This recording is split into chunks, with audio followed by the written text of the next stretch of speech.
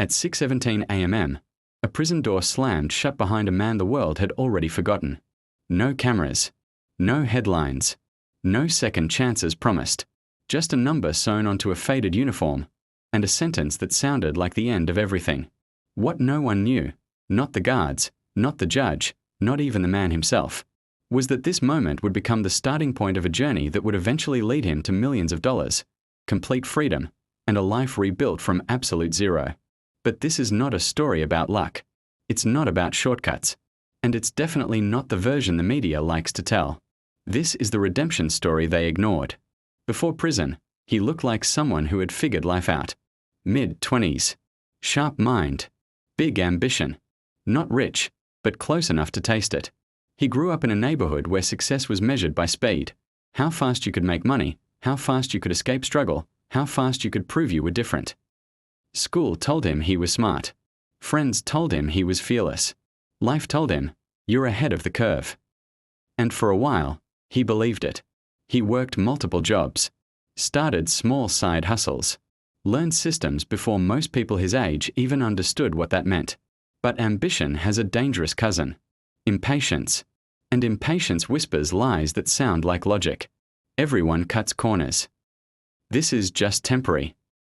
Once I make it, none of this will matter. The decision that changed his life didn't feel dramatic in the moment. No sirens. No confrontation. Just a single choice made under pressure that crossed a line he didn't fully respect until it was too late. The courtroom was colder than he expected. Not physically, emotionally. No one looked at him the way they used to. Not as potential. Not as promising. Just another defendant. When the sentence was read, he didn't react. No shouting. No tears. Because sometimes the mind shuts down before the heart catches up. Years. Years of his life, reduced to a number spoken out loud.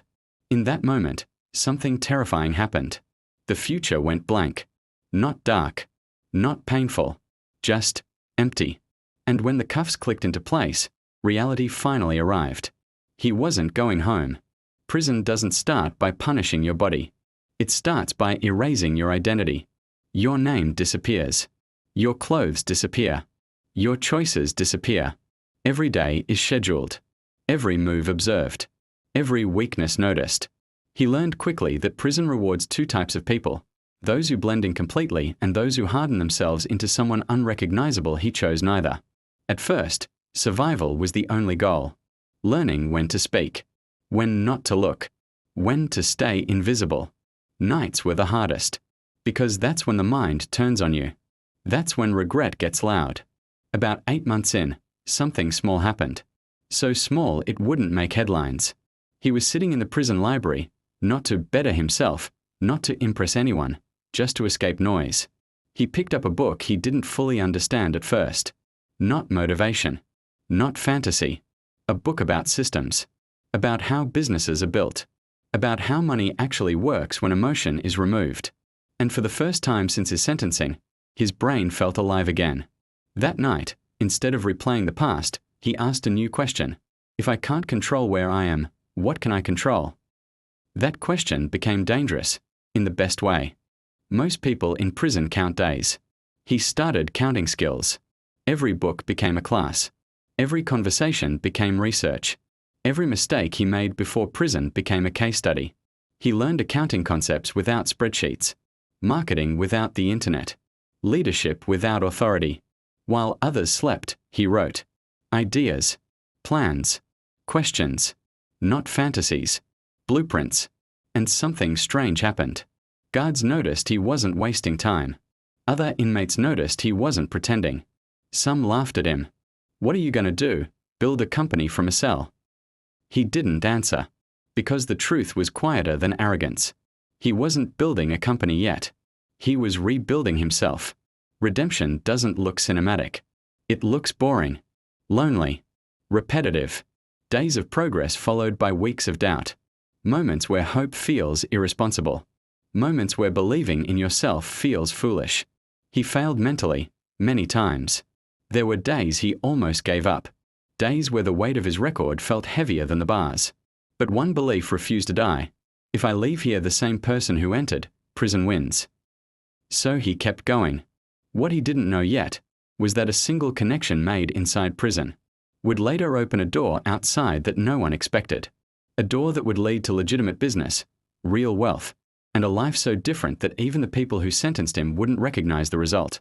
But before that, he had to survive the moment most people relapse into failure. Freedom doesn't arrive with fireworks. It arrives quietly. A signature, a final count, a door opening that doesn't feel real. On release day, he walked out carrying everything he owned in a thin plastic bag. No crowd waiting, no applause, no clear plan, just sunlight that felt unfamiliar, and a world that had moved on without him. Phones were different. Language had shifted. Systems had evolved. And suddenly, the cage was gone, but the pressure doubled. Because inside prison, excuses are limited. Outside, failure feels personal. No one warns you about this part. The sentence doesn't end when you walk free. It follows you into interviews, into housing applications, into rooms where conversations stop once your past is known. He applied for jobs he was qualified for. No callbacks. Jobs he was overqualified for. Still nothing. Each rejection felt quieter than the last, but heavier. Not anger, not bitterness, just the slow realization that society expects you to disappear politely. And this is where most redemption stories die. Not in prison, but right here, in the space between hope and reality. One night, sitting alone in a small room he could barely afford, he looked at the notebook he'd kept for years. Pages filled with ideas, systems, notes from prison, and one sentence he'd written months before release stared back at him. If no one will give me a chance, I'll build my own door. That was the night he stopped asking for permission. No illegal moves, no shortcuts, just effort, structure, and patience. He picked one skill he had studied deeply inside, understanding how businesses actually operate behind the scenes. Not flashy entrepreneurship, boring fundamentals. And boring is powerful, if you respect it. His first venture wasn't glamorous. No investors, no social media hype, no overnight success.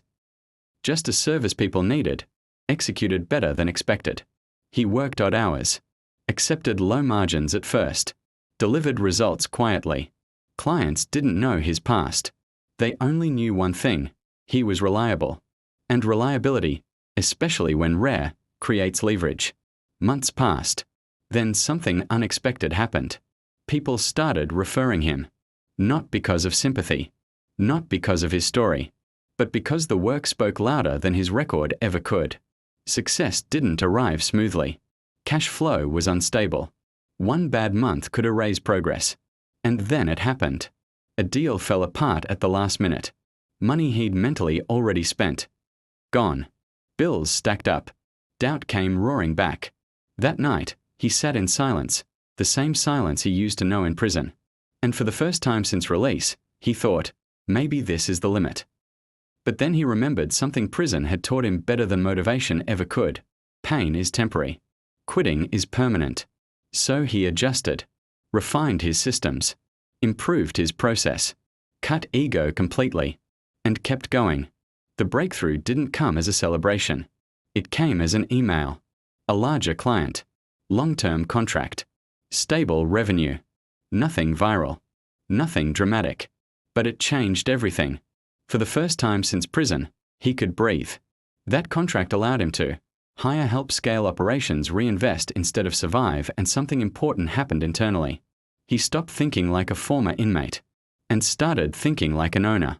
There was no headline that read, "Former prisoner builds sustainable business through discipline." Because that doesn't sell outrage. Redemption that's quiet, consistent, uncomfortable in its patience, doesn't fit the narrative. So the story stayed invisible. But behind the scenes, numbers grew. Revenue turned into profit. Profit turned into reinvestment. Reinvestment turned into expansion. Year by year. The day he crossed 7 figures wasn't dramatic. No champagne. No announcement. Just a spreadsheet. He stared at it for a long time. Not because of the money, but because of what it represented. Proof. That prison didn't define the ceiling of his life. That discipline beats reputation. that rebuilding quietly can outperform screaming for attention. But here's the part most people don't expect. The money didn't become the most meaningful thing he built. What came next, giving back, mentoring others with records, and facing the past he once avoided, would test him in ways prison never did. And that chapter almost broke him. Redemption doesn't arrive with applause. It doesn't erase the past. It doesn't ask for forgiveness. And it doesn't wait for permission. It shows up quietly, in discipline when no one is watching, in consistency when doubt is loud, and in the decision to keep going when the world expects you to fail.